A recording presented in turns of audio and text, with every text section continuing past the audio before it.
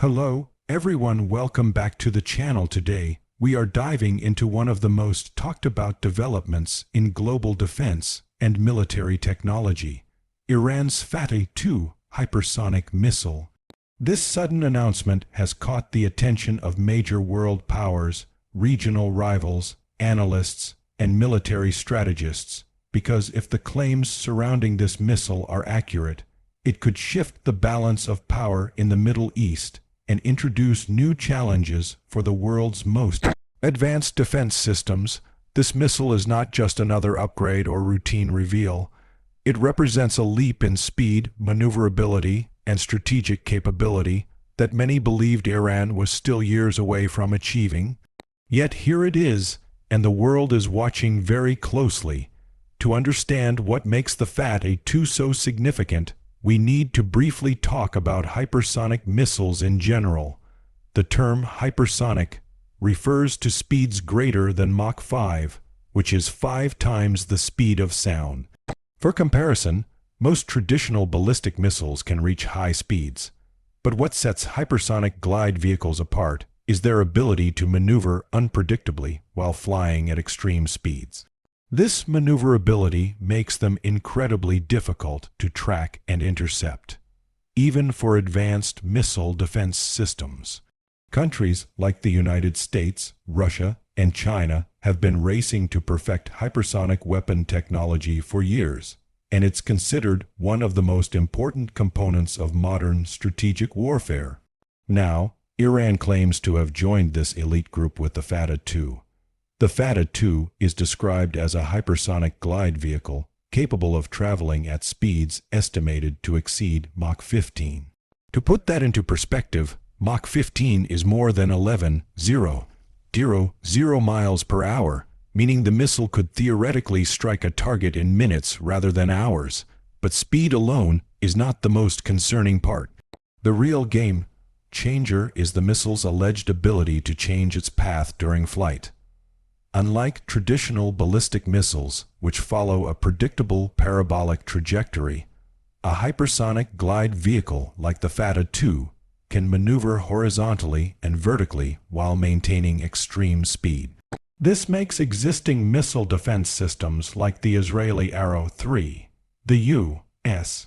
Aegis BMD, and Europe's defense shields almost completely ineffective, because these systems are designed to intercept predictable trajectories, not something moving faster than a bullet and capable of shifting direction mid-flight. Iran has framed the Fattah-2 as a defensive deterrent. For years, Iran has faced military threats, sanctions, and diplomatic pressure from the United States, Israel, and other powers. The idea behind a deterrent weapon is simple. If your adversaries know that any strike against you could result in retaliation that they cannot defend against, then they are less likely to attack. In this sense, the Fattah-2 is not merely a missile, it is a strategic message. It tells hostile countries that Iran is not only capable of defending itself, but has reached a level of technological sophistication that demands respect and caution. Whether the missile is ever used in combat is secondary. Its existence alone changes calculations in war planning rooms around the world. However, this announcement was not greeted with enthusiasm by everyone.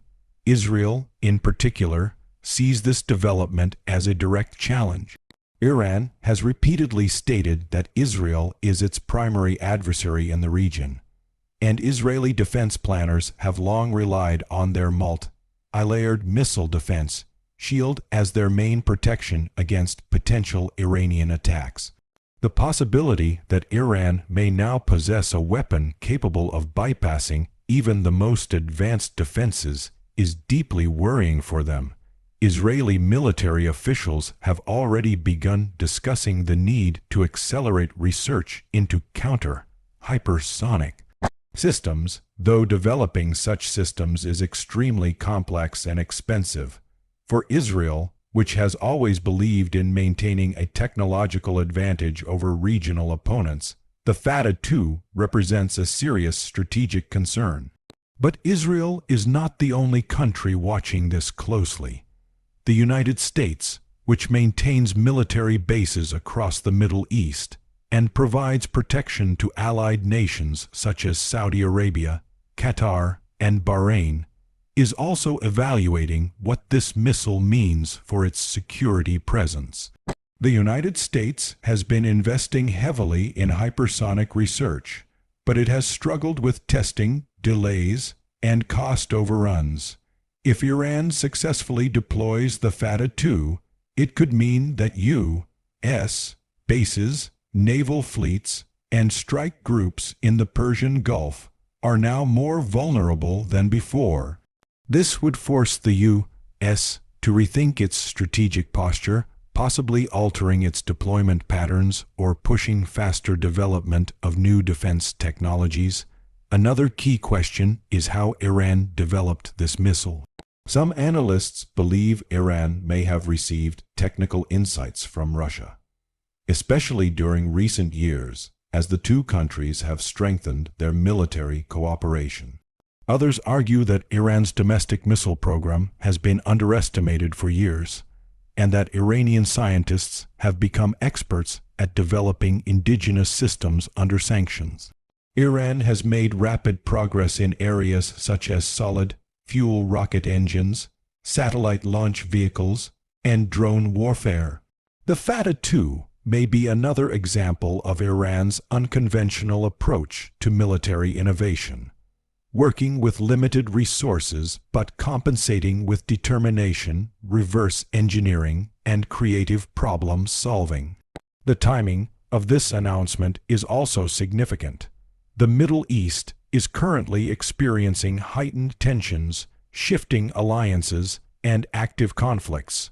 Iran's rivals may view the Fattah-2 not just as a military development, but as a diplomatic statement. Iran is positioning itself as a major power, not only regionally but globally.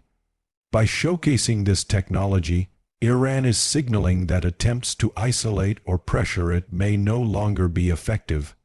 Instead, other powers may need to negotiate with Iran on more equal terms. Deterrence, once again, is not only military. It is psychological and political. Now, while Iran's claims about the Fattah-2 are bold, it is important to remember that not all details have been independently verified. The true capabilities of the missile may only be known in a real-world scenario, something the world hopes never occurs.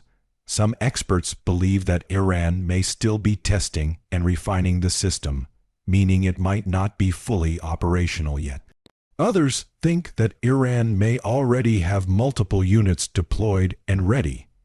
This uncertainty is part of what makes hypersonic weapons so powerful. When adversaries do not know exactly what you are capable of, caution increases. Regardless of the exact specifications, one thing is clear: the global military landscape is changing. The world is entering a new era of warfare where speed, unpredictability, and advanced guidance systems are more important than raw, explosive power. Hypersonic weapons are becoming the new standard for strategic deterrence, just as nuclear weapons were in the 20th century. The United States, Russia, China, India, and now Iran are all pursuing this technology. The race is accelerating, and the stakes are enormous. For Iran, the Fattah-2 is more than a missile. It is a symbol of sovereignty, resilience, and defiance. For its rivals, it is a challenge and a warning. For the world, it is a reminder that military technology continues to evolve faster than diplomacy. The real question is not whether countries can build more powerful weapons, but whether they can maintain stability in a world where technological imbalance can escalate conflicts in ways we are not prepared to handle. Thank you for watching today's deep dive into Iran's Fattah-2 hypersonic missile. If you found this analysis interesting, make sure to like the video, share it, and subscribe to the channel for more global insights and defense breakdowns. Stay informed, stay aware, and I will see you in the next one.